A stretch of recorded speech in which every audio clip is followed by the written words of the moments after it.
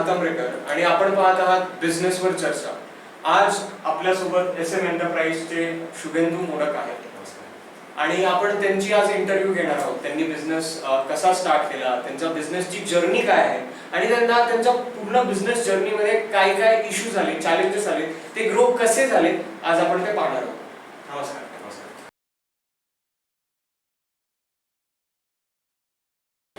मला सांगा, तुमचा बिझनेस 1990 मध्ये स्टार्ट केला। सो स्टार्ट करण्यामागचा ऑब्जेक्टिव्ह काय होता, कसा स्टार्ट झाला आणि मग सुरुवातीला स्टार्ट करताना तुम्ही कॅपिटल कसं आणलं, कुठे जागा कशी शोधली त्याच्यासाठी? SM एंटरप्राइजेस हे आज नाव आहे, पण बेसिकली SM एंटरप्राइज हे नाव आज असलं तरी ते आधीपासून नव्हतं। आधी त्याचा मोल्डोप्लास्ट या फर्मच्या अंडर सगळा व्यवसाय चालायचा, बिझनेस चालायचा। ह्या बिझनेसमध्ये कसा आलो ह्याची जर्नी जर का बघायचं म्हटलं तर साधारणपणे ओंकारेश्वर एरियामध्ये पुण्यातल्या तिथे माझी फॅमिली राहायची। 1961 ला जे 500चं पूर वगैरे आला त्याच्यामध्ये सगळं घर डोळ्यासमोर वाहून गेलं। अंगावरती फक्त कपडे, या परिस्थितीत माझी फॅमिली होती। त्यातनं लहान होते माझे वडील किंवा माझे काका वगैरे, खूपच लहान होते, 10 वर्ष वगैरे। तिथनं एक गोष्ट बघत गेली की आपल्याला काही मिळालं नाहीये, सो आपल्याला आपलं जनरेट करायचं। मग थोडंसं घरात जॉईंट फॅमिली बेसिकली असल्यामुळे घरांच्याकडे लक्ष देणं, घरातल्या लोकांकडे लक्ष देणं, जसं जसं वय वाढत जाईल तसं तसं शिक्षण मागे राहून थोडं कामावरती फोकस करायला लागत होतं। त्यामुळे वेगवेगळ्या ठिकाणी काम करत होते माझे वडील, माझे दोन्ही काका। ते उदबत्त्या विकणं असेल किंवा बायोगॅस प्रकल्प तेव्हा खूप चालायचे, तिथे गवंडी काम करणं असेल, इथपासनं सुरू होत होत होत साईड बाय साईड थोडंफार शिक्षण सुरू होतं। त्याच्यामध्ये गव्हर्नमेंटची जी स्कीम आहे ITI, जेव्हा तेव्हा नवीन होतं, तेव्हा त्या ITI ला माझ्या वडिलांनी ॲडमिशन घेतली। सायमल्टेनियसली काकांनी एक्सटर्नली इंजिनिअरिंगला ॲडमिशन घेतली आमच्या काकांनी। तर त्याच्यानंतर त्याच्यामध्ये स्कीम अशी आहे की तुम्हाला कंपल्सरी जॉब करायला लागतो, कुठेतरी इंटर्नशिप, अप्रेंटिसशिप करायला लागते, असा ॲक्ट आहे। त्या ॲक्टनुसार माझे काका सगळ्यात पहिल्यांदा एका कंपनीमध्ये कामाला लागले। ती प्लास्टिक मोल्डिंगशी रिलेटेड कंपनी होती, not exactly plastic moulding but related. थोड्या दिवसांनी माझे वडीलही त्या ठिकाणी कामाला लागले आणि मग नंतर थोडं पुढे जात एका प्रॉपर प्लास्टिक मोल्डिंगच्या फर्ममध्ये त्यांना काम मिळालं। तिथून मग प्रवास ॲक्च्युली ह्या क्षेत्रामध्ये आले तिथे। पण एक पूर्वीच्या काळाचं एक गोष्ट आहे, जर तुला माहिती असेल किंवा आपण खूप वेळा ऐकली की एखाद्या कंपनीमध्ये एखादा माणूस कामाला लागला तो आजन्म तिथेच काम करायचा। त्याच्या मागे त्याच्या भावना अशा होत्या की मला या कंपनीने काम दिलंय, मला या कंपनीत काम करून पैसे मिळतात, माझं घर चालतंय। सो डेडिकेशन त्या काळी होतं, आजच्या सारखं नव्हतं की 2 वर्ष एक्सपिरियन्स घेतला लगेच स्विच केलं। तर तसे माझे काका आणि वडील काम करत होते, पण ज्या कंपनीत ते काम करत होते त्या कंपनीवरती कामाचा लोड थोडा जास्त वाढला आणि ते एक्सपांड करू शकत नव्हते। तर तेव्हा जस्ट एक आपण म्हणतो की ट्राय करावा म्हणून त्या कंपनीच्या मालकांनी माझ्या काकांना विचारलं की आपल्याला तर जमत नाहीये लोड कॅरी करणं, तुम्ही दोघं जण व्यवस्थित काम करता तर तुम्ही तुमच्या लेवलला काम करू शकाल का आमच्याच कंपनीच्या नावे, थोडक्यात ज्याला आउटसोर्सिंग म्हणतो, बट इन हाऊस आउटसोर्सिंग, तशा पद्धतीने काम करूयात का म्हणून याच्यावरती चर्चा सुरू झाली। पण हे काही कारणास्तव हे वर्क झालं नाही। जागेचा अभाव होता की थोडंसं वेळेचं गणित चुकत होतं, पण संभव काही वर्षांनी त्याच्याशिवाय पर्यायच उरला नाही। सो एका लहानशा घरामध्ये आतमध्येच, म्हणजे जिथे राहतोय तिथेच काही पार्टिशन करून वगैरे एखाद दुसऱ्या मशीनवरती तेव्हा ती कामं सुरू झाली। हळूहळू हळूहळू करत करत करत त्या एका एस्टॅब्लिश फर्मची एक एक्सटेंडेड फर्म म्हणून काम सुरू झालं आणि मग 1990 पर्यंत परिस्थिती अशी झाली होती की जी पॅरेंटल फर्म होती, जी मेन फर्म होती, जिथे माझे काका आणि वडील काम करायचे, काही कारणास्तव ती बंद व्हायला लागली। पण त्यांच्याकडे येणारी कामं किंवा त्यांच्यावरती जो MNCचा बाहेरच्या कंपन्यांचा विश्वास होता, त्याच्यामुळे त्यांच्याकडे येणारी कामं तर थांबत नव्हती। काही कारणास्तव त्यांना बंद करायला लागत होतं, कमी करायला लागत होतं। पण मग तिथे एक छोटीशी संधी अशी दिसली की माझ्या वडिलांनी जाऊन त्यांना विचारलं की आता तुम्हाला नाही जमत, तुमच्याकडे होत नाहीये, तर मग आम्ही टेक ओव्हर केलं तर चालेल का? तर त्याची व्यवस्थित परमिशन घेऊन त्यांच्या पूर्ण परवानगीने आणि सगळं त्यांच्याशी प्लॅनिंग करूनच शेवटी SM एंटरप्राइजेस किंवा तेव्हाचं मोल्डोप्लास्ट याची 1990 मध्ये 1990 साली एस्टॅब्लिशमेंट झाली। जरी मोल्डोप्लास्टच्या नावे व्यवसाय चालणार असेल तरी सुद्धा कुठेतरी मेंटॉर म्हणून ती ज्या कंपनीतनं माझे वडील आणि काका बाहेर पडले होते, तर ती कंपनी मेंटॉर म्हणून तरीही पाठीशी उभी राहिली होती। 1998 ला वगैरे ते पूर्णपणे थांबलं आणि मग तिथनं पुढे कंटिन्यू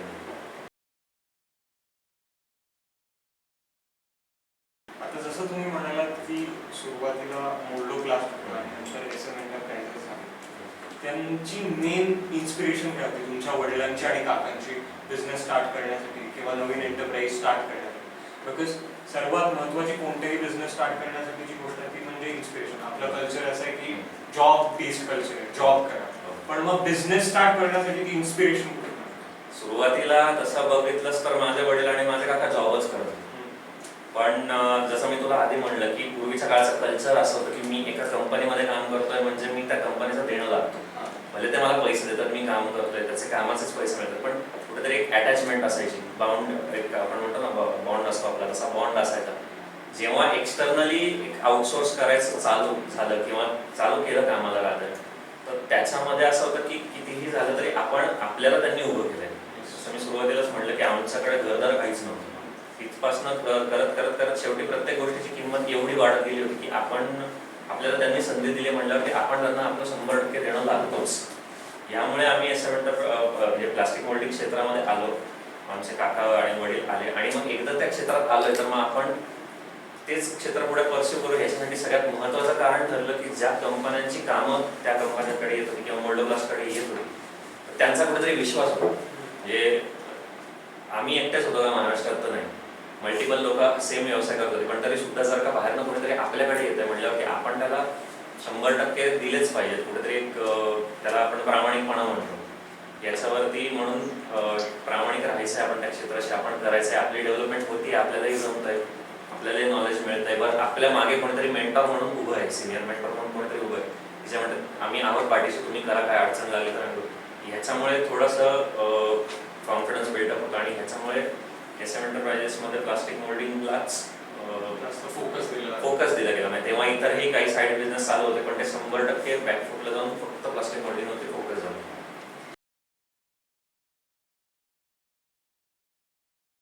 जसं तुम्ही सांगितलं की सुरुवातीला मोल्डो क्लास असं नाव, सो त्याचं नाव चेंज करून SM एंटरप्राइजेस ठेवण्याचं काय लॉजिक? मोल्डो प्लास्ट हे नाव साधारणपणे त्या व्यवसायाशी रिलेटेड आहे म्हणून ठेवलं होतं तेव्हा. त्यामागे लॉजिक असं काही नव्हतं, पण कालांतराने त्याच्यामध्ये झालं असं की सर्वात पहिल्यांदा माझे काका आले, काकानंतर वडील आले, वडिलांनंतर अजून एक आमचे काका आले, ते आले, काकांचा मुलगा आला आणि मग घरातली एक फॅमिली मेंबर त्याच्यामध्ये येत गेला. आता माझ्या घरातल्या फॅमिलीचं ऍक्च्युअली गंमत अशी सगळ्यांचीच नावं S किंवा M पासून. सो एक फॅमिली बिझनेस आहे तो मला एका तिसऱ्या नावाने ओळखू, बिझनेसला एका तिसऱ्या नावाने ओळखलं जाऊ नये किंवा प्रत्येकाने कॉन्ट्रीब्युशन काही ना काहीतरी फुलाची पाकळी घेतलीच आहे, तो प्रत्येकाला वाटतं की नाही ही माझी कंपनी. सो म्हणून SM एंटरप्राइज हे 2 इनिशियल्स आहेत. बघशील तर लोगोमध्ये S आणि M मध्ये डॉट नाही आहे, म्हणजे फुल स्टॉप नाही आहे, कनेक्टिव्ह आहे. तर त्याच्या मागे तेच रिझन आहे की घरामध्ये फॅमिलीमध्ये ज्यांनी कॉन्ट्रीब्युशन केलं आयदर नाव S पासून किंवा M पासून. सो SM एंटरप्राइज त्याच्या मागचं नावाचं हे लॉजिक आहे. आपल्या चॅनल्सच्या व्ह्युअर्सला कळावं म्हणून पहिली गोष्ट, तुमची सर्व्हिस, तुम्ही सर्व्हिस काय काय प्रोव्हाइड करतात आणि ही जी इंडस्ट्री आहे त्या इंडस्ट्रीमध्ये लोकांना जर यायचं असेल तर त्यांनी काय काय करायला? बेसिकली आम्ही जे प्रोव्हाइड करतो तर आम्ही जे वेगवेगळ्या मोठ्या मशीन्स आपल्याला दिसतात, JCB असेल किंवा वॉल्वोच्या बसेस असतील किंवा ट्रक्स असतील वेगवेगळे किंवा हेवी मशिनरी ज्या अंडर ज्या केवढ्या आहेत त्याच्यामध्ये ऑइल कूलर्स असतात जे कंटिन्युअस ऑन असतात. जेव्हा व्हेकल ऑन असतं तर ते ऑइल कूलर्स म्हणजे ऑइल जे रोटेट होतं त्याला गार करायचं काम ते ऑइल कूलर करतात. त्या गार करण्याच्या ऑइल कूलरला जे प्लास्टिकचे मटेरियल्स लागतात किंवा पार्ट्स लागतात ते आपण पहिल्यापासून डेव्हलप करतो. तर ह्याच्यामध्ये जर कोणाला यायचं असेल तर एव्हरीवन इज वेलकम. पण ह्याच्यामध्ये जर काही यायचं तर आता मोस्टली गव्हर्नमेंटचे काही नॉर्म्स आहेत, काही कायदे आहेत, तर त्याच्यानुसार नवीन जर कोणाला एंट्री घ्यायची असेल तर त्याच्यामध्ये पहिल्यांदा ते कायदे वाचून यावं. कारण का अनेक असे व्यवसाय आहेत की जे याच्यामध्ये आलेले आहेत, अनेक लोक याच्यामध्ये आले पण ते कायद्याचा ते अभ्यास न केल्यामुळे plastic is hazardous to health, hazardous to planet. So त्याच्यामुळे गव्हर्नमेंट खूप स्ट्रिक्टली बघतं या गोष्टींकडे. तर त्यांनी त्या नॉर्म्सचा विचार करून याच्यामध्ये यावं आणि यायला काहीच हरकत नाही. कोणी कुठलाही व्यवसाय करू शकतो, फक्त या गोष्टीची एकदा शहानिशा करून व्यवस्थित अभ्यास करूनच यावं असं मी तरी सांगेन. Because it is a plastic based industry, तर तुम्ही ते क्लायमेटला जास्त अफेक्ट होत नाही म्हणून काय काय मेजर्स घेतले? बेसिकली क्लायमेटला प्लास्टिक अफेक्ट होतं याचा अर्थ काय हा आधी आपण समजून घेऊ. What is plastic? प्लास्टिक तुला काय वाटतं पर्सनली? प्लास्टिक हे मॅनमेड ऑब्जेक्ट आहे का नॅचरली ऑकरिंग ऑब्जेक्ट आहे? आर्टिफिशियल ऑब्जेक्ट नाही. Plastic is 100% naturally occurring. कसं तर जेव्हा क्रूड ऑइल आपण जमिनीतनं काढतो तर क्रूड ऑइलमधनं क्रूड ऑइल डिस्टिल केल्यानंतर प्रत्येक लेअरला आपल्याला वेगळी गोष्ट मिळत जाते. नॅफ्थॅलिन असेल, पेट्रोलियम असेल, डिझेल असेल किंवा अजून गोष्टी करत तर ह्याच्यावरती जो गॅसेस मिथेन वगैरे येतात किंवा त्याच्यावर जो सॅग येतो दॅट इज प्लास्टिक. हां, not 100% plastic is natural but the base of the plastic is natural. त्याच्यामध्ये आता प्लास्टिकचं मॉलिक्युलर स्ट्रक्चर जर तू ओपन केलंस तर इतकं सिंपल आहे की ते अत्यंत चीपमध्ये, अत्यंत कमी वेळामध्ये आणि अत्यंत छोट्या प्रोसेसने तू जनरेटही करू शकतो. प्लस त्याचं जेवढं वाईड युजेज आहे, जेवढं वर्ल्ड वाईड त्याचा यूज होतो ते गरजेचं आहे आणि ते सिंथेसाइज करणं खूप सोपं असल्यामुळे ते धडाधड मोठ्या प्रमाणात होतं. सो काही पर्सेंट म्हणजे बेस प्लास्टिक हे नॅचरली ऑकरिंग आहे, काही सिंथेटिक क्रिएटेड आहे, गोष्ट खरी आहे. तर जो क्लायमेटला इफेक्ट होऊ नये म्हणून SM एंटरप्राइजेस त्याच्यामध्ये काय इनिशिएटिव्ह घेतात तर I can proudly say that 95% plastic we use is recycle. जरी आम्ही व्हर्जिन पासून ग्रेड पर्यंत यूज केलं त्यातलं 95% हे रिसायकल्डच असतं. बट आमच्या त्याच्यामध्ये सेकंड विंग अशा पद्धतीने काम करतो आम्ही. त्याच्यामध्ये सेकंड ह्याच्यामध्ये जर म्हणशील तर आम्ही जे प्रोव्हाइड करतो इंडस्ट्रीमध्ये तर तेच नंतर परत आम्ही घेऊन त्याचंच ग्राइंडिंग करून त्याचंच रिसायकलिंग करून परत आम्हीच यूज करतो. ह्याच्यामध्ये जर का तू बघशील तर 100% प्रयत्न असतो आमचा प्लास्टिक जिथपर्यंत पोहोचतंय, जिथे पॉसिबल आहे तिथं आम्ही परत कलेक्ट करतो यूज झाल्यानंतर, त्याला रिसायकल करता येईल. सो रिसायकलिंगवरतीच मोस्टली जर एन्व्हायरमेंटचं म्हणशील तर रिसायकलिंगवरतीच आपण भर जास्त दिलेलं आहे. आणि जे हॅझार्डस टाईप आहेत प्लास्टिकचे, म्हणजे प्लास्टिकचे काही टाईप्स आहेत, बेसिक म्हणशील तर पॉलीप्रॉपिलिन PP, पॉलीइथिलीन PE आणि PVC हे 3 मेजर आहेत. या तिन्ही मेजरमध्ये आपण वर्क करतो. तीनही मेजरचे प्रत्येक स्टेजेसला जिथे जिथे ज्या फॉर्मॅटमध्ये कन्वर्ट केल्याने एन्व्हायरमेंटला हजार्ड होत असेल ते आपण कंपल्सरी यूज नाही करत फ्रॉम स्टार्टिंग. त्याच्यामध्येच अपग्रेडेशन म्हणशील तर सुरुवातीला आपण प्लास्टिकच्या बॅग्समध्ये डिलिव्हरी करायची, पण प्लास्टिक बॅग्स ज्या हजार्डस असतात त्या रिसायकलिंग एका लिमिटच्या पुढे होत नाहीत, आपण त्या पूर्णपणे बंद केल्या. सो आणि जे काही आमच्या डिलिव्हरीज होतात किंवा ज्या काही होतात त्या रोटेशन बेस्ड होतात. म्हणजे मी आज तुला काही डिलिव्हरी आणून दिल्या, त्याच्यानंतर तू रिकामा करून तेच बॉक्सेस परत मला देशील, परत मी त्याच्यातच तुला देणार आहे. सो नवीन जे काही येत असेल तर ते येते, पण ते फक्त 5% येते. 95% इज रिसायकल.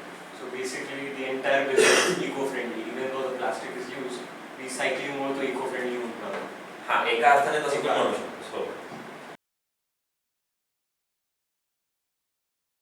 ओके, सो 1990 मध्ये तुम्ही बिझनेस स्टार्ट केला आणि आज 2024 आहे. तर आत्तापर्यंत बिझनेसला खूप सारे चॅलेंजेस आले असतात, वेगवेगळे चॅलेंजेस फेस करावे लागले. आता खूप सारे बिझनेसमॅन्स असतात जे चॅलेंजेस फेस करताना घाबरतात किंवा त्यांना फेस करता येत.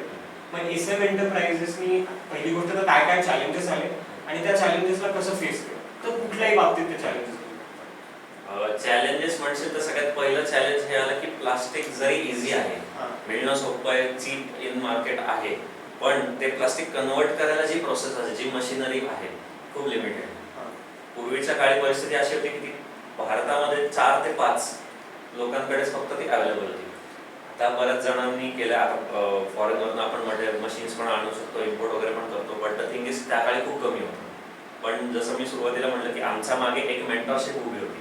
सो त्यांच्या थ्रू किंवा थोडंसं आपण इंजिनिअरिंग करून काही लोकल मॅन्युफॅक्चरर्सने, काही लोकल फॅब्रिकेटर्सने मिळून काही मशीन्स डेव्हलप केल्या. नंतर त्या प्लास्टिक मोल्डिंगच्या कंपन्या झाल्या मशीन्स बनवणाऱ्या मोठ्या. सगळ्यात पहिलं तर चॅलेंज ते होतं की असे व्यक्ती आपल्याला शोधणं की आपल्याला बजेटमध्ये मशीन्स हव्यात, आपल्याला एफिशियंट मशीन्स हव्यात. असं नाही की काही जोडलं झालं तयार, एफिशियंट्समध्ये आपल्याला मशिनरी हवी. परत एक सोर्स ऑफ सप्लाय आपल्याला नको आहे. सो जे रॉ प्लास्टिक आपण घेतो, पूर्वी एकच सोर्स होता किंवा काही सोर्स होते ते लांब होते, त्याच्यामध्ये खूप स्ट्रगल झालं. रिसर्च फॅसिलिटी सगळ्यात महत्त्वाचं, जे याच्यावरती एस एंटरप्राइज सगळ्यात मोठं फोकस करतं. जसं आपण याच्या आधी बोललो की एन्व्हायरमेंटला हजार्ड नाही झालं पाहिजे आपल्याला. सो जी रिसर्च फॅसिलिटी आज अवेलेबल आहे ती त्या काळी नव्हती. सो तेव्हा ट्रायल अँड एररवरती किंवा थोडंसं लक्षात घेत वगैरे असं वर्क करण्यामध्ये खूप जास्त वेळ गेला.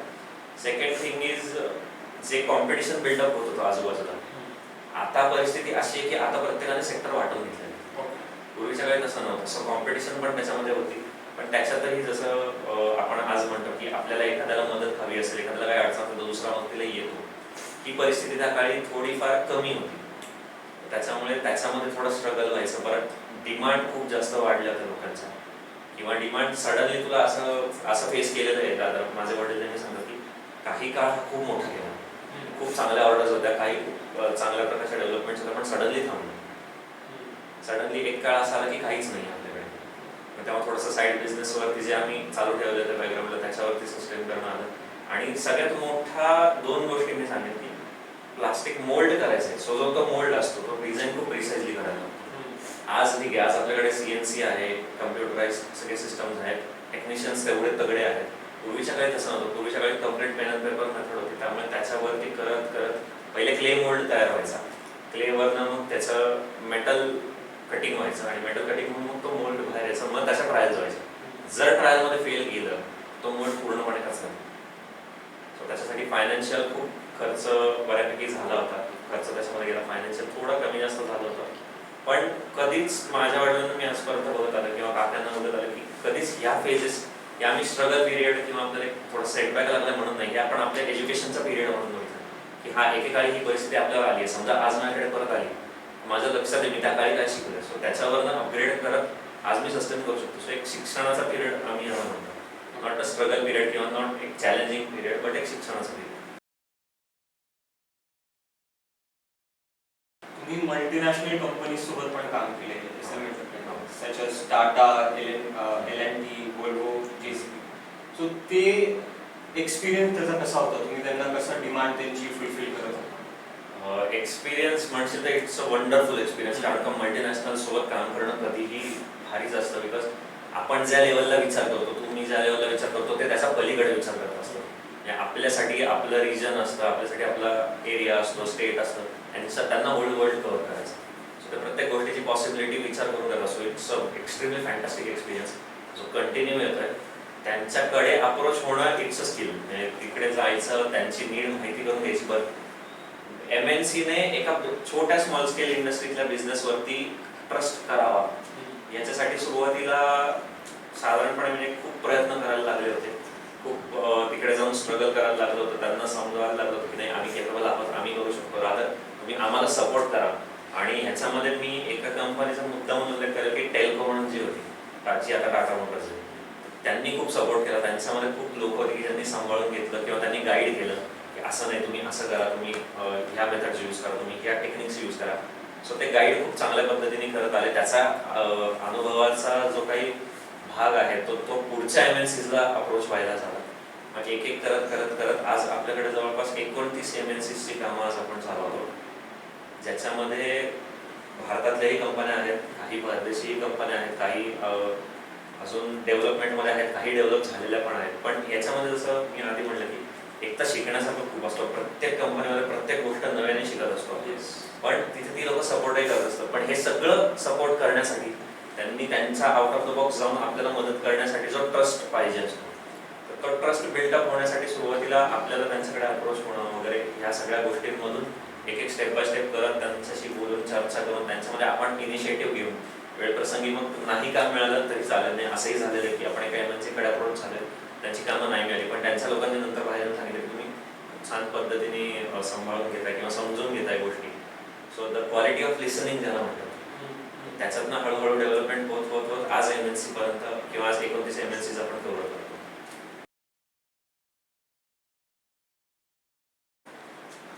ओके, सो पुढचा प्रश्न ऑटोमेशन बद्दल आहे.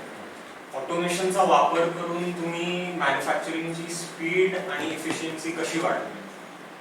ॲक्च्युली सुरुवातीला हँड मोल्डवरती काम चालायचं. हँड मोल्डिंगच्या मशीन्स ज्या असायच्या, तर साधारणपणे हँड मोल्डला असं की 60 सेकंदामध्ये म्हणजे 1 मिनिटात जर का आपण झालं तर 1 मिनिटामध्ये फक्त 1.5 ते 2 वेळाच रिपिटेशन होतं. पण आज मशिनरी अशी आहे की दिवसाला 40,000, दिवसाला 30,000 कॅप्स किंवा प्लास्टिक आर्टिकल्स बाहेर निघतात. ऑटोमेशनला अपग्रेड होणं ही काळाची गरज आहे. हँडमोल्ड टू, जसं मी तुला म्हणलं की हँडमोल्डचेच मशीन लिमिटेड होते किंवा कंपनी लिमिटेड होत्या. पण जसं असं कम्युनिकेशन वाढत गेलं, रीच वाढत गेला, तसं तसं काही फॉरेन मशीन्स सुद्धा इंडियामध्ये इंट्रोड्यूस झाल्या. एक ब्लास्ट ऑफ वेस्ट होतं की ज्याच्यामध्ये सगळे प्लास्टिक मोल्डिंग रिलेटेड बिझनेसमॅन्स आहेत, ते तिथे येतात, त्यांचे स्टॉल्स असतात, त्यांचे ते डिस्प्ले वगैरे करतात. त्याच्यामध्ये ह्या कंपनीज पण आल्या की आम्ही प्रोव्हाइड करतो तुम्हाला इंडियामध्ये. कॉस्टिंग ऑब्व्हियसली जास्त होतं, पण समहाव काळाची गरज बघता आणि जेवढं लेबर आहे तर तेवढं लेबर जास्तीत जास्त टेक्निकल म्हणजे आपण ज्याला म्हणतो गाढव काम नाही चालणार करून. सो जेवढं ते चांगल्या पद्धतीने काम करते त्याच्यावरती ऑप्शन हाच आहे की ऑटोमेशन रिलेटेड. आणि जेव्हा डिमांड वाढते तेव्हा आपल्याला सप्लाय वाढवावाच लागतो. सो ज्या आता जर्मन मशीन्स आहेत, तर जर्मन मशीन सुरुवातीला इंडियामध्ये इंट्रोड्यूस झाल्या, त्याच्यामधनं त्याचं रिव्हर्स इंजिनिअरिंग करून इंडियन मॅन्युफॅक्चरर्सनी आता त्याचे इंडियन व्हर्जन सुद्धा काढले. बरं, आपण शेवटी भारतीय आहोत, आपण जगात भारी आहोत त्या बाबतीमध्ये. सो जे पूर्वीचे हँडमोल्ड मशीन्स होते तेही आता ऑटोमेशनला कन्वर्ट करतात. सो हायब्रिड मॉडेल सुद्धा आता वर्क होतं. ऑटोमेशनला जाताना सगळ्यात मोठा पण प्रॉब्लेम हा आला की साईज. म्हणजे जे साधारणपणे एक हँडमोल्डचं मशीन किंवा सेमी ऑटोमॅटिक मशीन एक छोटा असतं आकाराला, ऑटोमेटेड मशीन्स जे असतात त्या साधारणपणे 6 फूट लेंथला असतात. सो 6 फूट लेंथला त्या मशीन्स आणणं, त्या बसवणं वर्कशॉपमध्ये, आणि सगळ्यात महत्त्वाचं म्हणजे आपल्याकडे सेट लेबरला त्याची ट्रेनिंग देणं. हे चॅलेंजिंग थोडंसं होतं. लेबर आहेत सो टेक्निकल ते खूप स्ट्रॉंग असतात. आपल्याला वाटतं की लेबर आहेत थोडेसे कमी शिकलेले आहेत किंवा तसे असतील, पण नाही. पण ते टेक्निकली एखाद्या इंजिनियरलाही सोपवतात, इतके ते स्ट्रॉंग असतात.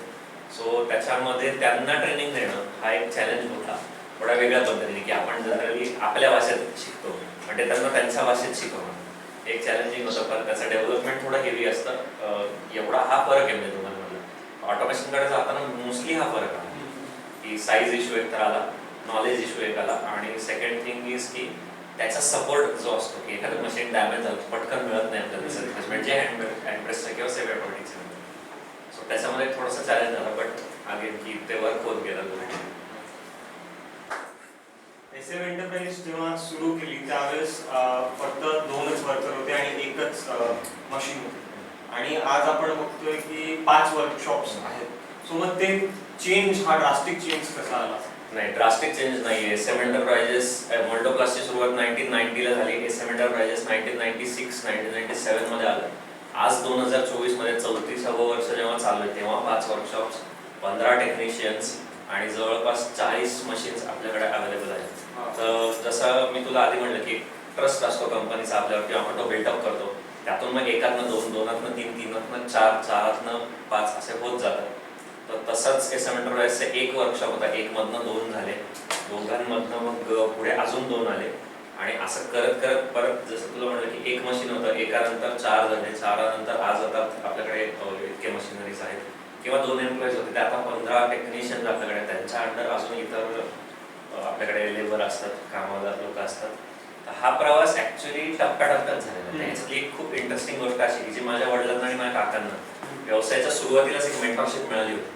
आम्हीही त्याच मॉडेलवरती वर्क करतो की आम्ही सुद्धा मेंटॉर होतो कोणाला जर गरज असेल.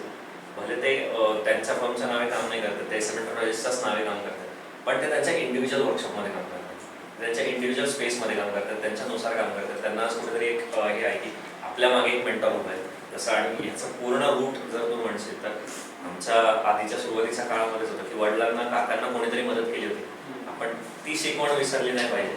आज त्यांनी मदत केली म्हणून SM एंटरप्राइज इथपर्यंत आलं, तर आपणही ती लेगसी पुढे केली पाहिजे. आपणही आज उभं राहू म्हणजे आपल्या अंडर कोणतरी तयार होईल. तर ह्या फॉर्म्युलावरती काम करत, या ह्याच्यावरती काम करत आज एवढा रीच आपला झाला. बिल्डअप कसं झालं एवढं, ह्याच्यामध्ये एक गोष्ट अत्यंत प्राऊडली सांगू शकतो की SM एंटरप्राइजने आजपर्यंत 34 वर्षामध्ये एकही रुपया बाहेरनं लोन म्हणून किंवा कोणाकडनं बॉरो केलेला नाही. 101% सेव्हिंग्जवरतीच चालवत, थोडंसं फायनान्शियल प्लॅनिंग करत आज आपण इथपर्यंत आलो की आज जे मोठं नाही म्हणत आम्ही, छोटंसं जे एम्पायर आहे SM एंटरप्राइजेस हे 100% आपल्या फायनान्सवरती, स्वतःच्या फायनान्सवरती उभं आहे, विदाऊट एनी बॉरोइंग. हे तेव्हाच होतं जेव्हा तुम्ही सपोर्ट करता लोकांना. आपण असं म्हणतो मराठी माणसाला व्यवसाय जमत नाही किंवा मराठी माणूस एकमेकांचे पाय घसतो, हे अत्यंत खोटं आहे आमच्या बाबतीत तरी. इतरांच्या बाबतीतला माहित नाही, पण आमच्या बाबतीत तरी, कारण आम्हाला मदत केली आहे लोकांनी, आमच्या मागे मेंटॉर म्हणून उभे राहिले, आमच्यावर विश्वास ठेवलाय, आमच्या सोबत काम केलं, आणि आज एवढे पण आमच्यावर ट्रस्ट करतात की आम्ही कोणाचा तरी मेंटॉर बनू शकतो. आता आपण व्हिडिओच्या अंतावरती आलेलो आहोत, आणि शेवटचा जो प्रश्न आहे तो म्हणजे फॅमिली रन जे बिझनेस आहे आणि जी SM एंटरप्राइजेसची लेगसी आहे, सो असे बाकीचे जे बिझनेस आहेत त्यांच्यासाठी कोर व्हॅल्यूज काय असायला पाहिजे आणि त्यांचं विजन काय असायला पाहिजे? सगळ्यात महत्त्वाचं मी सांगेन एक म्हणजे ट्रस्ट. तुमचा स्वतःवरती ट्रस्ट असला पाहिजे. तुमचा फॅमिली बिझनेस तुम्ही म्हणताय म्हणजे त्याच्यामध्ये फॅमिली इन्व्हॉल्व आहे. प्रत्येकावरती तुमचं कोऑर्डिनेशन असलं पाहिजे, ट्रस्ट असलं पाहिजे. थोडंसं फॅमिली बिझनेसमध्ये हे सोपं पडतं, कारण का आपल्याला माहिती असतं की माझ्यासोबत जो काम करणार आहे तो काय विचार करतो किंवा कुठेतरी सेम विचार करणारे असतात. पण विषय कुठे होतो की जेव्हा आपण बाहेरच्या जगाशी जातो, बाहेरचं जग तर फॅमिली नाही. सो त्यांच्याशी डील करताना थोडंसं अवघड होतं. तर त्या ठिकाणी पहिले आपल्यावरती ट्रस्ट पाहिजे की नाही आपण घरात तर काम करतोच, आपण बाहेर एकत्र काम करू शकतो. Second thing is patience. Patience कुठल्याही व्यवसायामध्ये, मग तो फॅमिली बिझनेस असेल और इंडिव्हिज्युअल बिझनेस, तर पेशन्स इज मस्ट. पेशन्स तुमच्यात पाहिजे. तुमच्याकडे आज एखादी गोष्ट नाही आहे, ठीक आहे, हरकत नाही, उद्या येऊ शकते. त्यासाठी तुम्ही आजपासून प्रयत्न करा, एकत्र प्रयत्न करा, पटकन येईल. सो ही सेकंड थिंग. आणि थर्ड मोस्ट इम्पॉर्टंट थिंग म्हणेल की एकमेकांना सपोर्ट करा. की जसं मी सुरुवातीला सांगितलं की आम्हाला कोणीतरी सपोर्ट केला म्हणून आम्ही इथपर्यंत आलो, आपण इतरांना सपोर्ट करूया. कॉम्पिटिशन आहे मार्केटमध्ये, जायचं नाही. जगातला कुठलाही व्यवसाय असा नाही ज्यात कॉम्पिटिशन नाही. कॉम्पिटिशन प्रत्येक व्यवसायामध्ये आहे. जसं तुम्ही ती कॉम्पिटिशन म्हणून बघताय का, तुम्ही ती एज्युकेशन म्हणून बघताय का, चॅलेंज म्हणून बघताय, हा फरक पडतो. SM एंटरप्राइजेसनी ती कॉम्पिटिशन जे आहे ते एक अपॉर्च्युनिटी म्हणून बघितलं की आपल्याकडे अपॉर्च्युनिटी आहे, दुसरा कोणीतरी काहीतरी करतं, तर आपल्याला आपलं पण काम टिकवायचं आहे, पण त्याचंही नुकसान नाही झालं पाहिजे. सो ही एक अपॉर्च्युनिटी होती, थोडा चॅलेंज होता. तर तसं करत करत जसं मी तुला म्हटलं की एक तर ट्रस्ट पाहिजे, पेशन्स पाहिजे, आणि दुसरं म्हणजे तुझी तयारी पाहिजे ॲक्सेप्ट करायला कॉम्पिटिशन. त्यानुसार तू ग्रो झाला पाहिजे. नॉट नेसेसरी खूप मोठा ग्रो हो, किंवा आज SM enterprise multinational glass office आहे असं तुला दिसणार नाही. बेसिकच ऑफिस आहे, छोटासाच ऑफिस आहे, बट जे आहे ते ट्रस्टवरती आहे. त्याचा एक छोटासा किस्सा सांगतो मी. अगदी कॉम्पिटिशन कशी, तर ज्या फर्मला SM एंटरप्राइज मेंटरशिप म्हणून उभं आहे, तर जिथे नवीन काम आणायला जातं तर तिथे SM एंटरप्राइजचे कोटेशन्स गेलेले असतात.